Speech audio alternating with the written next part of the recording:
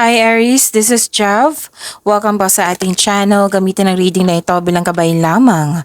Kung naka-resonate kayo, comment down. Kung hindi kayo naka-resonate, ibigay niyo po sa iba kasi general reading po ito. This is for you, Aries.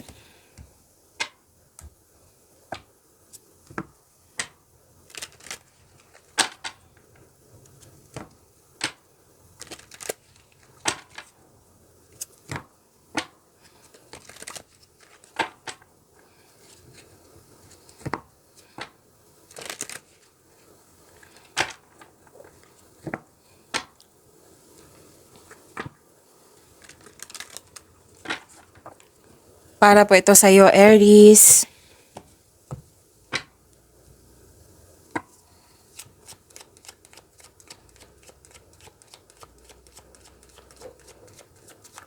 Maraming salamat po sa inyong patuloy na suporta at maraming salamat din po sa mga hindi nag-skip ng ads. Sa mga hindi pa nag-subscribe, subscribe na po kayo at click bell notification para malaman nyo na may bago tayong video. Para sa mga gusto magpa-reading, comment po kayo ng personal reading. Again, comment kayo ng personal reading and check my reply sa comment section.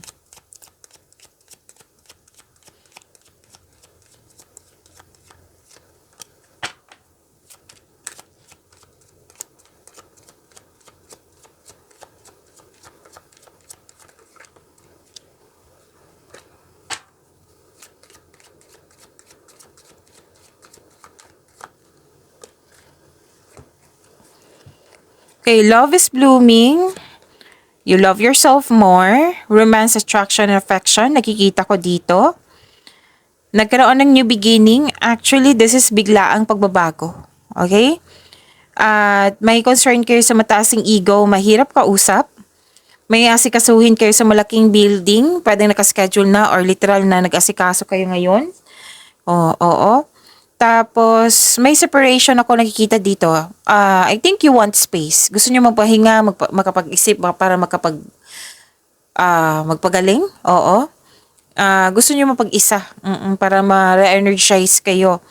Or di kaya, separation ito na literal. Pwede din separation na space, umiwas, tumiwalag, umalis,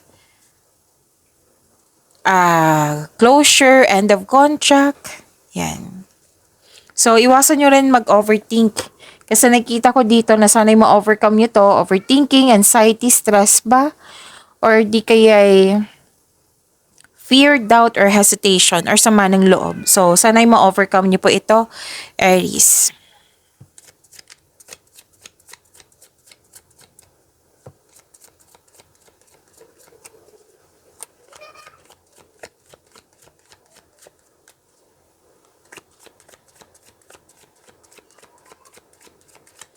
Energy po ni Aries.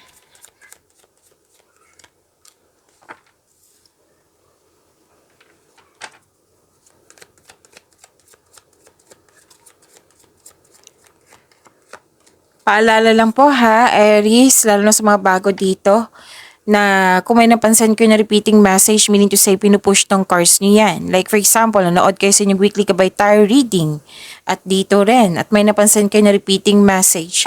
Yan po yung pinupush ng cards niyo na kailangan yung bigyan ng atensyon, solusyon, at aksyon, kung maaari po.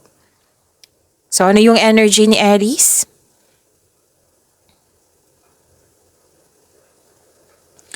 Success. Wow. Success, new doors opening, collaboration, may expansion. Pwedeng may opportunity or project. Sabi ng card dito, accept niyo po ito and face it with confidence kasi naka-align to sa passion mo.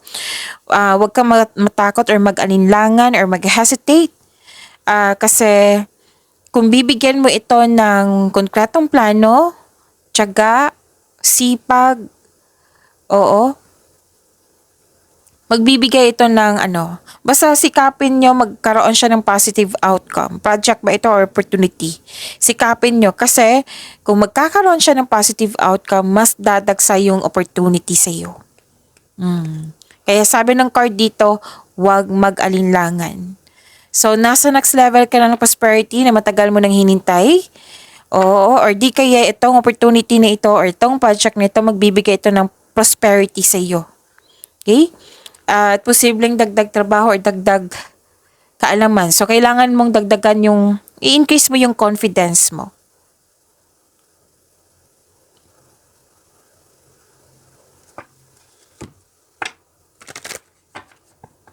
You have the power, authority, and protection. Magaling ka na leader. Mapagmahal at marunong sa buhay. Marami ka nang napagdaanan na hirap sa buhay bago naging successful. You have authority, leadership, stability, and kalma kayo. You're making tremendous progress in your life. So, dalawang card na mismo nagsabi dito ha, nag-level up ka na.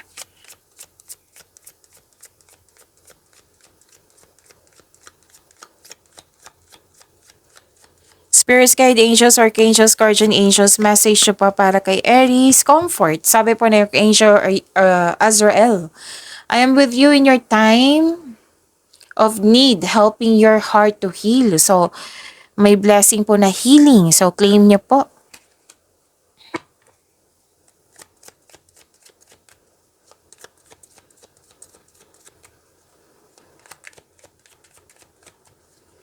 For year and money po ni Aries.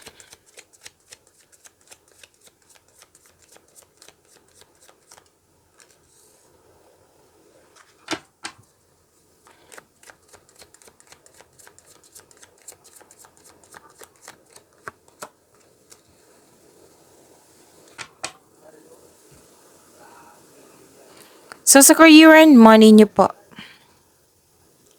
This is ang ganda nito. This is pagkakaisa, you're making memories. May mga kausap ka yata dyan, or kliyente mo ba ito, or customer na mga bata? Oo. Or may tinuturuan kang bata. Or di kaya, very supportive yung group of people na I believe this is your family. Pwede din mga kasamahan mo dyan sa trabaho. Nagbibigay sila ng motivation sa iyo. Yung support nila sa iyo, naghahatid to yung nabibigay sila ng motivation sa iyo nang siyang dahilan na magkakaroon ka ng focus at sa pag-achieve ng goal mo.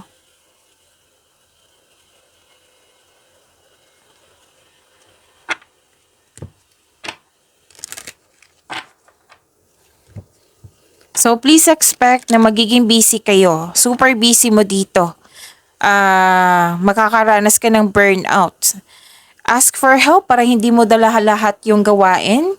Pero huwag kayong mag-alala, malapit mo naman matapos yung mga ginagawa mo dyan. Kaya soon, pwede ka na mag-rest or magbakasyon.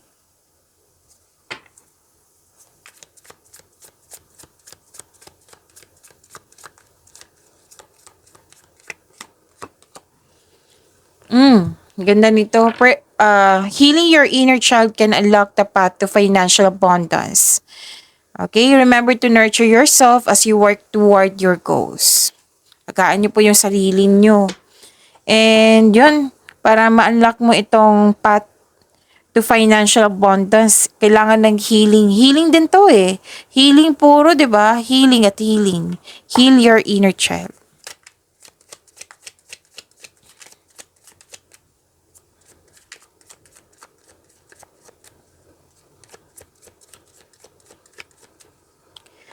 Love life, self-love, partnership, and romance ni Aries.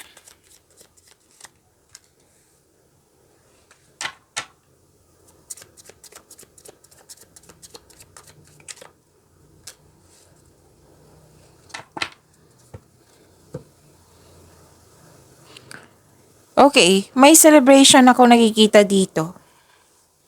Celebration, special event, masaya kayo.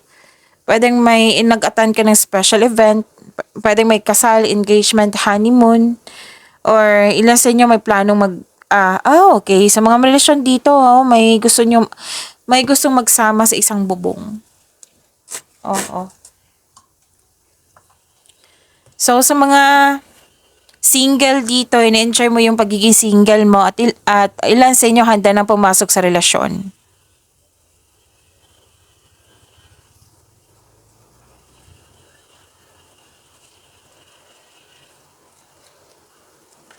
Okay, sa mga single dito, may balak ang dati mong kaibigan or ex mo na mag-reconnect sa iyo. Sa mga relasyon sa buhay mag-asawa, lumabas pa rin yung space dito eh.